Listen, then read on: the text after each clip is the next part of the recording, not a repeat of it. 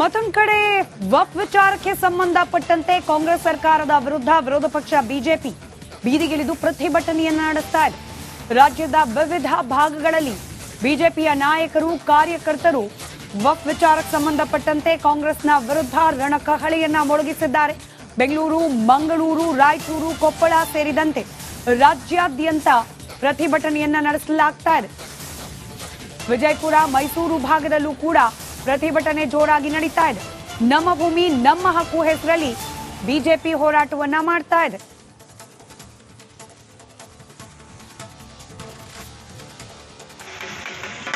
ವಿಜಯಪುರದಲ್ಲಿ ನಡೆದಿರುವ ಪ್ರತಿಭಟನೆಯ ದೃಶ್ಯಗಳನ್ನ ಗಮನಿಸ್ತಾ ಇದ್ದೀವಿ.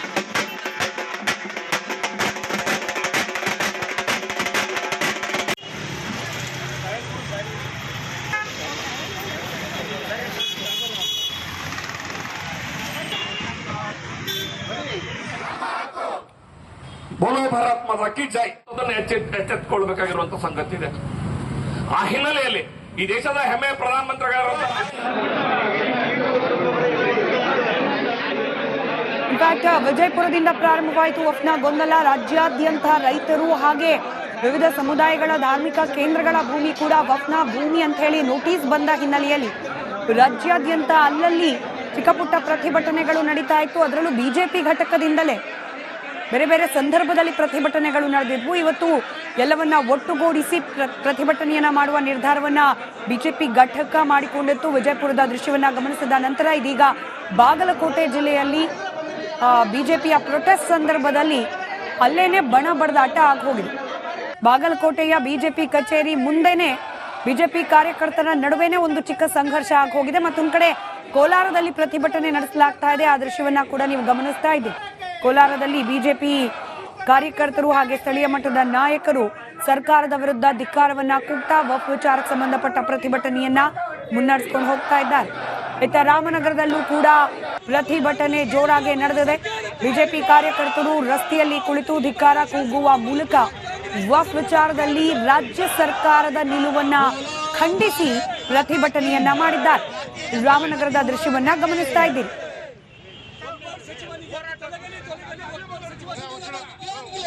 ಕರ್ನಾಟಕ ರಾಜ್ಯದಲ್ಲಿ ಸಿದ್ದರಾಮಯ್ಯನವರು ಮುಖ್ಯಮಂತ್ರಿ ಆದ್ಮೇಲೆ ತುಷ್ಟೀಕರಣ ನೀತಿ ಜಾಸ್ತಿ ಆಗ್ತಾ ಇದೆ. ಮೊದಲನೇ ಅವಧಿಯಲ್ಲಿ ಮುಖ್ಯಮಂತ್ರಿ ಆದಂತ ಸಂದರ್ಭದಲ್ಲಿ ಟಿಪ್ಪು ಜಯಂತಿ ಮಾಡಿ ದೇಶದಲ್ಲಿ ರಾಜ್ಯದಲ್ಲಿ ಒಂದು ಅಲ್ಲೋಲ ಕಲ್ಲೋಲವನ್ನು ಸೃಷ್ಟಿ ಮಾಡಿದ್ರು. ಇವತ್ತು ಎರಡನೇ ಅವಧಿಯಲ್ಲಿ ಮುಖ್ಯಮಂತ್ರಿ ಆದ ಒಂದು ವರ್ಷದಲ್ಲೇನೆ ವಿಶೇಷವಾಗಿ ವಕಫ್ ಹೆಸರಿನಲ್ಲಿ ಕೇಂದ್ರ ಸರ್ಕಾರ ಮನಮೋಹನ್ ಸಿಂಗ್ ಅವರು ಇದ್ದಂತ ಸಂದರ್ಭದಲ್ಲಿ ಕೆಲವು ವಕಫ್ ತಂದಂತ ಕೆಲವು ತಿದ್ದುಪಡಿಗಳ ಆಧಾರದ ಮೇಲೆ ಜಮೀನುಗಳು ಗೋಮಾಳಗಳನ್ನ ಇವತ್ತು ಕಾಲಂ ನಂಬರ್ 11 ನಲ್ಲಿ ವಕಫ್ ಅಂತ ಸೇರಿಸ್ಲಿಕ್ಕೆ ಕೊಟ್ಟಿದ್ದಾರೆ.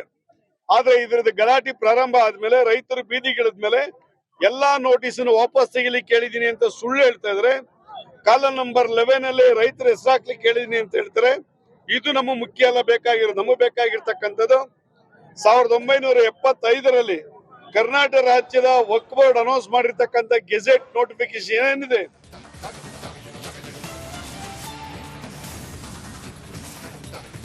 ಮತ್ತೊಂದು ಕಡೆ ವಕ್ಫ್ ವಿಚಾರಕ್ಕೆ ಸಂಬಂಧಪಟ್ಟಂತೆ ಕಾಂಗ್ರೆಸ್ ಸರ್ಕಾರದ ವಿರುದ್ಧ ವಿರೋಧ ಪಕ್ಷ ಬಿಜೆಪಿ ಬೀದಿಗಿಳಿದು ಪ್ರತಿಭಟನೆಯನ್ನ ನಡೆಸ್ತಾ ಇದೆ. ರಾಜ್ಯದ ವಿವಿಧ ಭಾಗಗಳಲ್ಲಿ ಬಿಜೆಪಿಯ ನಾಯಕರು ಕಾರ್ಯಕರ್ತರು ವಕ್ಫ್ ವಿಚಾರಕ್ಕೆ ಸಂಬಂಧಪಟ್ಟಂತೆ ಕಾಂಗ್ರೆಸ್ನ ವಿರುದ್ಧ ರಣಕಹಳೆಯನ್ನ ಮೊಳಗಿಸಿದ್ದಾರೆ. ಬೆಂಗಳೂರು, ಮಂಗಳೂರು, ರಾಯಚೂರು, ಕೊಪ್ಪಳ ಸೇರಿದಂತೆ ರಾಜ್ಯಾದ್ಯಂತ ಪ್ರತಿಭಟನೆಯನ್ನ ನಡೆಸಲಾಗ್ತಾ ಇದೆ. ವಿಜಯಪುರ, ಮೈಸೂರು ಭಾಗದಲ್ಲೂ ಕೂಡ ಪ್ರತಿಭಟನೆ ಜೋರಾಗಿ ನಡೀತಾ ಇದೆ. ನಮ್ಮ ಭೂಮಿ ನಮ್ಮ ಹಕ್ಕು ಹೆಸರಲ್ಲಿ ಬಿಜೆಪಿ ಹೋರಾಟವನ್ನ ಮಾಡ್ತಾ ಇದೆ.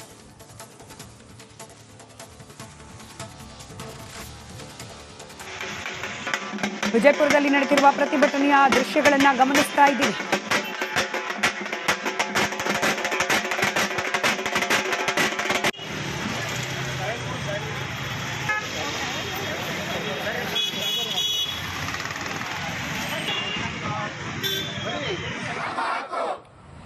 ಬೋಲೋ ಭಾರತ್ ಮಾತಾ ಕಿ ಜೈ ಅದನ್ನು ಎಚ್ಚೆತ್ತುಕೊಳ್ಬೇಕಾಗಿರುವಂತಹ ಸಂಗತಿ ಇದೆ. ಆ ಹಿನ್ನೆಲೆಯಲ್ಲಿ ಈ ದೇಶದ ಹೆಮ್ಮೆಯ ಪ್ರಧಾನಮಂತ್ರಿಗಳಾದ ಇನ್ಫ್ಯಾಕ್ಟ್ ವಿಜಯಪುರದಿಂದ ಪ್ರಾರಂಭವಾಯಿತು ವಕ್ಫ್ನ ಗೊಂದಲ. ರಾಜ್ಯಾದ್ಯಂತ ರೈತರು ಹಾಗೆ ವಿವಿಧ ಸಮುದಾಯಗಳ ಧಾರ್ಮಿಕ ಕೇಂದ್ರಗಳ ಭೂಮಿ ಕೂಡ ವಕ್ಫ್ನ ಭೂಮಿ ಅಂತ ಹೇಳಿ ನೋಟಿಸ್ ಬಂದ ಹಿನ್ನೆಲೆಯಲ್ಲಿ ರಾಜ್ಯಾದ್ಯಂತ ಅಲ್ಲಲ್ಲಿ ಚಿಕ್ಕ ಪುಟ್ಟ ಪ್ರತಿಭಟನೆಗಳು ನಡೀತಾ ಇತ್ತು. ಅದರಲ್ಲೂ ಬಿಜೆಪಿ ಘಟಕದಿಂದಲೇ ಬೇರೆ ಬೇರೆ ಸಂದರ್ಭದಲ್ಲಿ ಪ್ರತಿಭಟನೆಗಳು ನಡೆದಿದ್ವು. ಇವತ್ತು ಎಲ್ಲವನ್ನ ಒಟ್ಟುಗೂಡಿಸಿ ಪ್ರತಿಭಟನೆಯನ್ನ ಮಾಡುವ ನಿರ್ಧಾರವನ್ನ ಬಿಜೆಪಿ ಘಟಕ ಮಾಡಿಕೊಂಡಿತ್ತು. ವಿಜಯಪುರದ ದೃಶ್ಯವನ್ನ ಗಮನಿಸಿದ ನಂತರ ಇದೀಗ ಬಾಗಲಕೋಟೆ ಜಿಲ್ಲೆಯಲ್ಲಿ ಬಿಜೆಪಿಯ ಪ್ರೊಟೆಸ್ಟ್ ಸಂದರ್ಭದಲ್ಲಿ ಅಲ್ಲೇನೆ ಬಣ ಬಡದಾಟ ಆಗೋಗಿದೆ. ಬಾಗಲಕೋಟೆಯ ಬಿಜೆಪಿ ಕಚೇರಿ ಮುಂದೆನೆ ಬಿಜೆಪಿ ಕಾರ್ಯಕರ್ತರ ನಡುವೆನೆ ಒಂದು ಚಿಕ್ಕ ಸಂಘರ್ಷ ಆಗೋಗಿದೆ. ಮತ್ತೊಂದು ಕಡೆ ಕೋಲಾರದಲ್ಲಿ ಪ್ರತಿಭಟನೆ ನಡೆಸಲಾಗ್ತಾ ಇದೆ. ಆ ದೃಶ್ಯವನ್ನ ಕೂಡ ನೀವು ಗಮನಿಸ್ತಾ ಇದ್ದೀರಿ. ಕೋಲಾರದಲ್ಲಿ ಬಿಜೆಪಿ ಕಾರ್ಯಕರ್ತರು ಹಾಗೆ ಸ್ಥಳೀಯ ಮಟ್ಟದ ನಾಯಕರು ಸರ್ಕಾರದ ವಿರುದ್ಧ ಧಿಕ್ಕಾರವನ್ನ ಕೂಗ್ತಾ ವಕ್ಫ್ ವಿಚಾರಕ್ಕೆ ಸಂಬಂಧಪಟ್ಟ ಪ್ರತಿಭಟನೆಯನ್ನ ಮುನ್ನಡೆಸಿಕೊಂಡು ಹೋಗ್ತಾ ಇದ್ದಾರೆ. ಇತ್ತ ರಾಮನಗರದಲ್ಲೂ ಕೂಡ ಪ್ರತಿಭಟನೆ ಜೋರಾಗಿ ನಡೆದಿದೆ. ಬಿಜೆಪಿ ಕಾರ್ಯಕರ್ತರು ರಸ್ತೆಯಲ್ಲಿ ಕುಳಿತು ಧಿಕ್ಕಾರ ಕೂಗುವ ಮೂಲಕ ವಕ್ಫ್ ವಿಚಾರದಲ್ಲಿ ರಾಜ್ಯ ಸರ್ಕಾರದ ನಿಲುವನ್ನ ಖಂಡಿಸಿ ಪ್ರತಿಭಟನೆಯನ್ನ ಮಾಡಿದ್ದಾರೆ. ರಾಮನಗರದ ದೃಶ್ಯವನ್ನ ಗಮನಿಸ್ತಾ ಇದ್ದೀರಿ.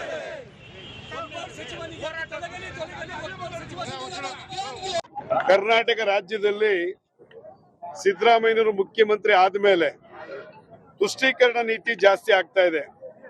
ಮೊದಲನೇ ಅವಧಿಯಲ್ಲಿ ಮುಖ್ಯಮಂತ್ರಿ ಆದಂತ ಸಂದರ್ಭದಲ್ಲಿ ಟಿಪ್ಪು ಜಯಂತಿ ಮಾಡಿ ದೇಶದಲ್ಲಿ ರಾಜ್ಯದಲ್ಲಿ ಒಂದು ಅಲ್ಲೋಲ ಕಲ್ಲೋಲವನ್ನು ಸೃಷ್ಟಿ ಮಾಡಿದ್ರು. ಇವತ್ತು ಎರಡನೇ ಅವಧಿನಲ್ಲಿ ಮುಖ್ಯಮಂತ್ರಿ ಆದ ಒಂದು ವರ್ಷದಲ್ಲೇನೆ ವಿಶೇಷವಾಗಿ ವಕಫ್ ಹೆಸರಿನಲ್ಲಿ ಕೇಂದ್ರ ಸರ್ಕಾರ ಮನಮೋಹನ್ ಸಿಂಗ್ ಅವರು ಇದ್ದಂತ ಸಂದರ್ಭದಲ್ಲಿ ಕೆಲವು ತಂದಂತ ವಕಫ್ ತಂದಂತ ಕೆಲವು ತಿದ್ದುಪಡಿಗಳ ಆಧಾರದ ಮೇಲೆ ಜಮೀನುಗಳು ಗೋಮಾಳಗಳನ್ನ ಇವತ್ತು ಕಾಲಂ ನಂಬರ್ 11 ನಲ್ಲಿ ವಕಫ್ ಅಂತ ಸೇರಿಸ್ಲಿಕ್ಕೆ ಕೊಟ್ಟಿದ್ದಾರೆ. ಆದ್ರೆ ಇದರದ್ದು ಗಲಾಟೆ ಪ್ರಾರಂಭ ಆದ್ಮೇಲೆ ರೈತರು ಬೀದಿಗಿಳಿದ್ಮೇಲೆ ಎಲ್ಲಾ ನೋಟಿಸನ್ನು ವಾಪಸ್ ತೆಗಿಲಿಕ್ಕೆ ಕೇಳಿದೀನಿ ಅಂತ ಸುಳ್ಳು ಹೇಳ್ತಾ ಇದ್ರೆ. ಕಾಲಂ ನಂಬರ್ 11 ನಲ್ಲಿ ರೈತರ ಹೆಸರು ಹಾಕ್ಲಿಕ್ಕೆ ಕೇಳಿದೀನಿ ಅಂತ ಹೇಳ್ತಾರೆ. ಇದು ನಮ್ಮ ಮುಖ್ಯ ಅಲ್ಲ, ಬೇಕಾಗಿರೋದು ನಮಗೆ ಬೇಕಾಗಿರ್ತಕ್ಕಂಥದ್ದು 1975ರಲ್ಲಿ ಕರ್ನಾಟಕ ರಾಜ್ಯದ ವಕ್ಫ್ ಬೋರ್ಡ್ ಅನೌನ್ಸ್ ಮಾಡಿರ್ತಕ್ಕಂಥ ಗೆಜೆಟ್ ನೋಟಿಫಿಕೇಶನ್ ಏನಿದೆ,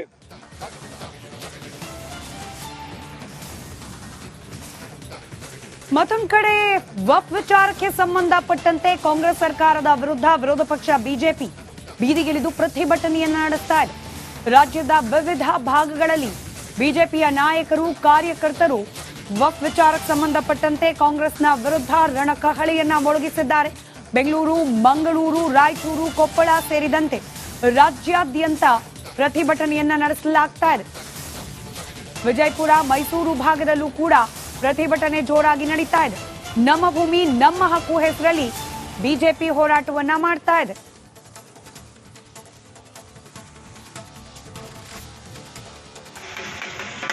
ವಿಜಯಪುರದಲ್ಲಿ ನಡೆದಿರುವ ಪ್ರತಿಭಟನೆಯ ದೃಶ್ಯಗಳನ್ನ ಗಮನಿಸ್ತಾ ಇದ್ದೀವಿ.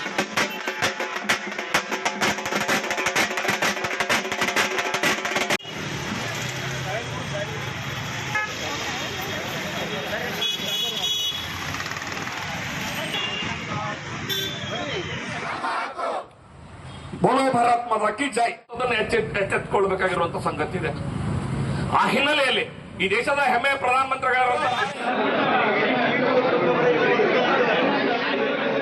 ಇನ್ಫ್ಯಾಕ್ಟ್ ವಿಜಯಪುರದಿಂದ ಪ್ರಾರಂಭವಾಯಿತು ವಕ್ಫ್ನ ಗೊಂದಲ. ರಾಜ್ಯಾದ್ಯಂತ ರೈತರು ಹಾಗೆ ವಿವಿಧ ಸಮುದಾಯಗಳ ಧಾರ್ಮಿಕ ಕೇಂದ್ರಗಳ ಭೂಮಿ ಕೂಡ ವಕ್ಫ್ನ ಭೂಮಿ ಅಂತ ಹೇಳಿ ನೋಟಿಸ್ ಬಂದ ಹಿನ್ನೆಲೆಯಲ್ಲಿ ರಾಜ್ಯಾದ್ಯಂತ ಅಲ್ಲಲ್ಲಿ ಚಿಕ್ಕ ಪುಟ್ಟ ಪ್ರತಿಭಟನೆಗಳು ನಡೀತಾ ಇತ್ತು. ಅದರಲ್ಲೂ ಬಿಜೆಪಿ ಘಟಕದಿಂದಲೇ ಬೇರೆ ಬೇರೆ ಸಂದರ್ಭದಲ್ಲಿ ಪ್ರತಿಭಟನೆಗಳು ನಡೆದಿದ್ವು. ಇವತ್ತು ಎಲ್ಲವನ್ನ ಒಟ್ಟುಗೂಡಿಸಿ ಪ್ರತಿಭಟನೆಯನ್ನ ಮಾಡುವ ನಿರ್ಧಾರವನ್ನ ಬಿಜೆಪಿ ಘಟಕ ಮಾಡಿಕೊಂಡಿತ್ತು. ವಿಜಯಪುರದ ದೃಶ್ಯವನ್ನ ಗಮನಿಸಿದ ನಂತರ ಇದೀಗ ಬಾಗಲಕೋಟೆ ಜಿಲ್ಲೆಯಲ್ಲಿ ಬಿಜೆಪಿಯ ಪ್ರೊಟೆಸ್ಟ್ ಸಂದರ್ಭದಲ್ಲಿ ಅಲ್ಲೇನೆ ಬಣ ಬಡದಾಟ ಆಗೋಗಿದೆ. ಬಾಗಲಕೋಟೆಯ ಬಿಜೆಪಿ ಕಚೇರಿ ಮುಂದೆನೆ ಬಿಜೆಪಿ ಕಾರ್ಯಕರ್ತರ ನಡುವೆನೆ ಒಂದು ಚಿಕ್ಕ ಸಂಘರ್ಷ ಆಗೋಗಿದೆ. ಮತ್ತೊಂದು ಕಡೆ